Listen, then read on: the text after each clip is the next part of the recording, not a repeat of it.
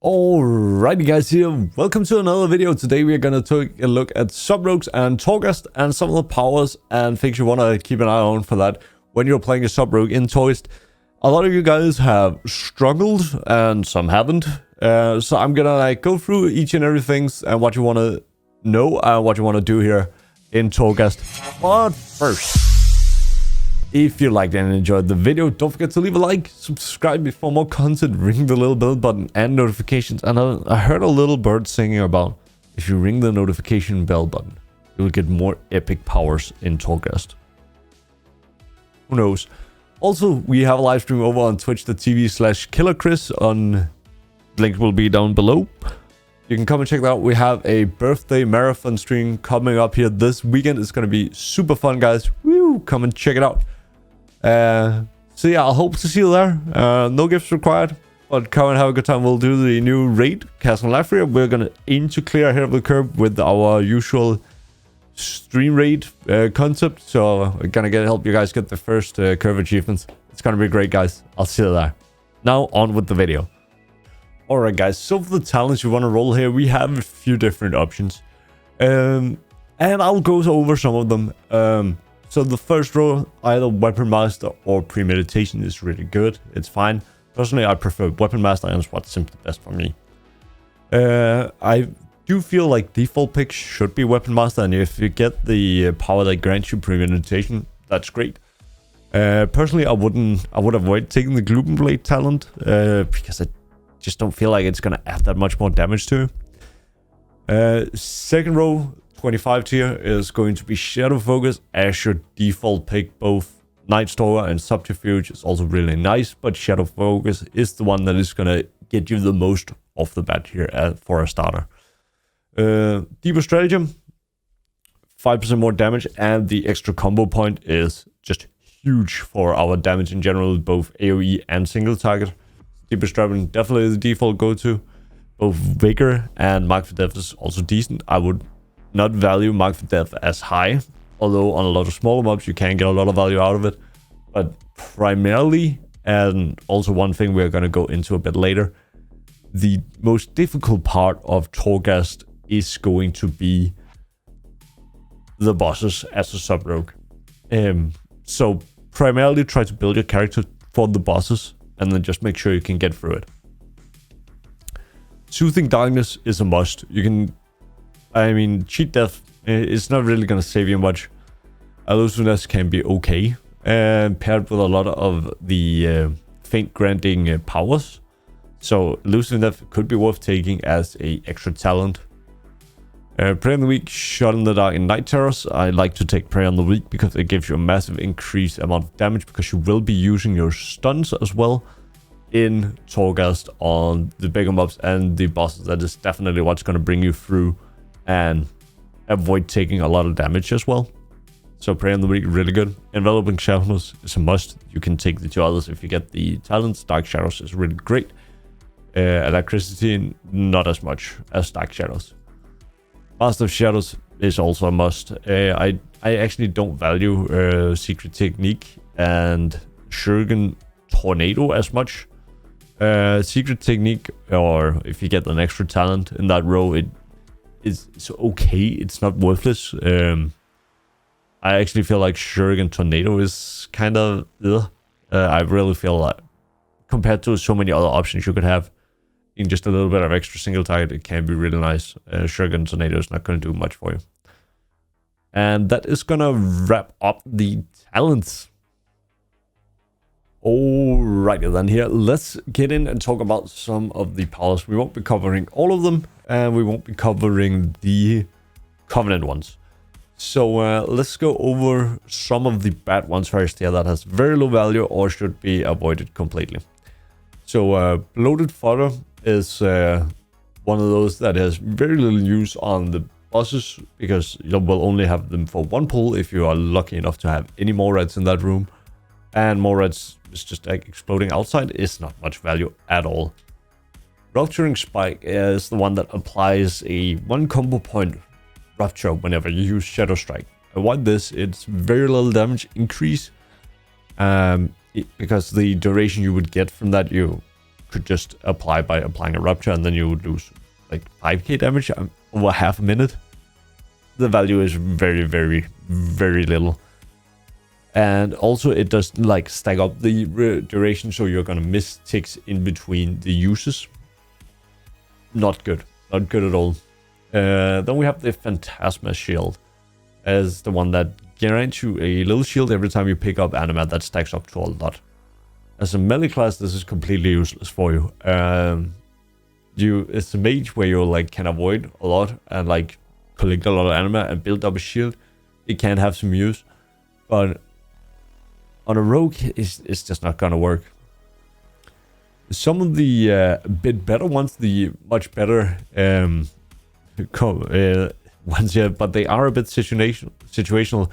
It's the one that affects the enemy's casting. There is Bottled Enigma, which is basically a little smoke bomb, or quite a large smoke bomb actually, around you that will stay around you and will follow you around. So they can cast on you if you're far away. This is especially useful on floors that have a lot of casters, and for the Soul Warden boss, the huge doggo that spawns the ad. If you get Bottled Enigma and you're running into this. So I did a few runs in the one that we have this week, as I'm recording it. It might be the, yeah, it's going to be the previous week for you when you see this. The Soul Warden boss, you could actually just kite all the things around and never have to worry about the ads and just kill the boss. It was super helpful. And I had the same one the 3 times I did the run, so it might be lucky coincidence, I don't know. Crown of Obstinance is also one of the most powerful defensives, just all around, because it lowers the casting speed of nearby targets. So, meaning you have more time to interrupt, and they simply just won't do as much damage to you. So that one is also really, really good to pick up. But yet again, if you're facing endless melee mobs, it's not gonna help you. Those are 2 situational ones that are really good. So let's talk about some of the combinations and how you stay alive as a sub-rogue, because that is one of the things that sub-rogues are struggling a bit with. So we have a talent that whenever we're in Shadowlands, we gain health, a percentage of our health back. And we have Crimson Wild, whenever we use it, it does the same. So our healing is directly linked to the amount of max health, resulting in Secret Spice being the best defensive power we can pick. So it gives you up to 100% extra max health. However, it gives you 2% max health every more rat you kill. So you have to kill 50 more rats on the way. So see, if you get one of these early, make sure you take it and just yoink all the more rats. And there is about one that could rival it. If it has happened to me a couple of times actually already, that I have to choose between Jack of all trades, which is the best in slot offensive power that you can get for a single target. At least AoE is not that much of an issue for sub-rogues. Pull smaller packs, pull mobs away with your ranged abilities and pull them away. And if you end up pulling too much, vanish. But you take Jack of all trades, or you take the more rats. That is, I mean, I would almost always take Jack of all trades, because there is other ways to gain defensive abilities for, and you might not run into as many more rats. So I would pick Jack of all trades over it, unless it's like literally the first one you get. So that's a thing. Is also Jack of all trades. What it does is that it basically gives you all 3 burst abilities. So when you use Shadow Blades as a sub-rogue, you gain Adrenaline Rush and Vendetta on your current target, all at the same time. And if you're playing the other spec, you gain the other abilities as well. Really, really good, fun thing as well. And to boost our increased health in our defensive, we would like to have Restless Onyx Judith. What it does, like every time you cast Shadow Step, you gain 15 seconds of either Crimson Vial, Cloak of Shadows, Feint, or Evasion. Yes, it is that nuts. So definitely pick that one up. I almost don't recommend taking... I mean, if you get it and you have like 2 shitty choices and lower shadow step cooldown, then take the shadow step cooldown. But otherwise, I don't recommend picking the lower shadow step cooldown. It's not that useful compared to this here. Organized Vial Satchel. Lower cooldown on Crimson Vial means more healing, means more staying alive, which also synergizes really well with all the other things here we have. Quicksilver mixture is kind of like Restless Unexecuted, and it's like, it gives you 6 seconds of like one of the random defensive cooldowns whenever you use the vial, which is actually a lot less value than the Unexecuted, but it's like, what can you do? It's there and it's a good one, especially for staying alive. Also synergizes really well percentage health and the lower cooldown on Crimson Vial. So these are some of the things that you can build defensives for. So some of the other things that you want to take into account is that you don't want to like go and collect too much Phantasma. You might go like, ooh, 300 Phantasma. But if you're already staying in with 700 Phantasma, don't take the 300 unless you're going for the 1k achievement. But that's kind of the choice you have to make. You're going to make sure that you don't overcap on Phantasma. You're going to be like, okay, how much Phantasma am I going to get before the vendor? Think about that. So like, hey, cool, we have a shitload of Phantasma. Maybe I should take one of the other abilities, even though they're not that much value. Then there is the stat procs. You can gain stat procs that gives you 35% of a random secondary stat. Especially versatility, if you can get your hands on that one, is really, really good as well. There is also the power that gives you 10 souls, which is like downright insanely good. 10 souls is 10% agility for us rogues, that is. Absolutely amazing trait to pick up.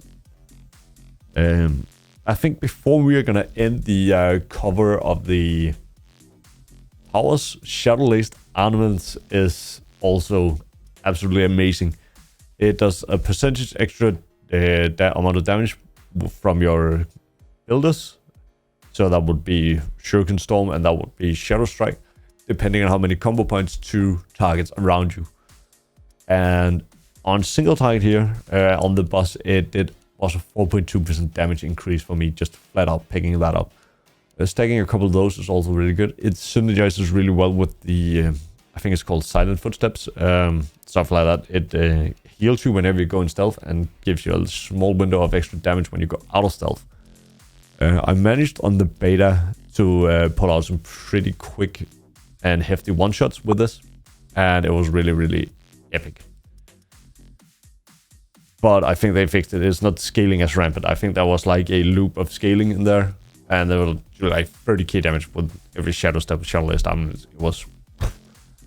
but that's beta and that's behind us. So, and the last thing we're going to talk about is magic damage combos. So there is some combos of stuff that increases your, like, has a random chance of doing damage. And there's other things that has random chance of doing more damage or doing an effect whenever you do that type of magic damage. If you can get one of those combos, the best one so far as I've figured out is Fingers of Frozen Fury and Frost Chipper. Does insane amount of damage. If you get those two, you're golden. So definitely don't pass up a Frost Chipper. Even if you don't have any frost damage at the moment, you'll very likely be able to pick it up later. And it's also one of those things that is sold by the vendor. So keep an eye out for that. And that is gonna conclude it for the powers. And also the video. Thank you so much for watching this one, guys. It was a blast to make. I hope you liked it, and I hope it helped you in Torghast a little bit more on your sub rogue. And maybe also the other rogue specs. I haven't tested those in Torghast yet. Maybe I'll get around to that. So yeah, thank you so much for watching. And now you won't have to go and ask your imaginary tank friends if they will come and tank Torghast for you. Or pay a stranger to do it. Alright guys, take care. I'll see you in the next one. Take care. Bye.